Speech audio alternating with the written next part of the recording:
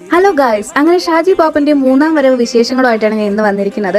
ആട് 3 കണ്ട് റിവ്യൂസ് ഒരുപാട് പേര് നോക്കുന്നുണ്ടായിരിക്കും. അപ്പോൾ ഞാൻ കണ്ടതിന് ശേഷം എനിക്ക് മനസ്സിലായ ഒരു കാര്യം, നമുക്ക് കുറച്ച് നൊസ്റ്റാൾജിയൊക്കെ വരും. കാരണം ആട് 1, 2 ഒക്കെ ഇറങ്ങിയ സമയത്ത് സ്കൂൾ കോളേജ് കാലഘട്ടത്തിലായിരിക്കും. അപ്പോൾ ആ ഒരു ടൈമിൽ നമ്മൾ പറഞ്ഞു നടന്നിരുന്ന ആ ഒരു കോമൺ ഡയലോഗ്സ് എല്ലാം ഇതിനകത്തും റിപ്പീറ്റ് ആവുന്നുണ്ട് പല സ്ഥലങ്ങളിലും. ഇപ്പോൾ പഴയ നമ്മുടെ ഷാജി പാപ്പനും കുറച്ച് വള്ളിക്കെട്ടും നമ്മുടെ പിള്ളേരും എല്ലാം കൂടെ ആയിട്ട് സൂപ്പർ ആയിരുന്നു. വള്ളിക്കെട്ട് എന്ന് പറയുന്നത് ആട് 1ലും 2ലും പോലെ തന്നെ ഒരു സാധനം തേടിയുള്ള യാത്രയാണ്.